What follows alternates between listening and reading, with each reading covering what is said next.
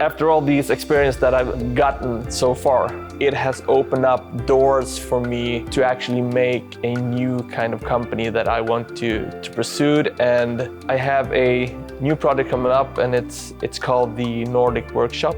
And basically, I want to be able to teach or make other people that are in the starting pit where I was 2 years ago to be able to come to me to learn machines, to use the machines, to see what the machine can do. So I want to do a workshop where people can actually be, and they can come, they can learn, they can do projects.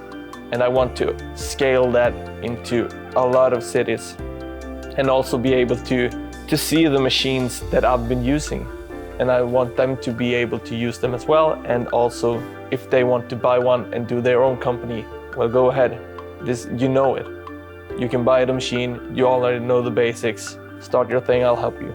So that's the main thing that I'm working on now, to make a concept that I can scale and to have more people involved to learn more about this technology.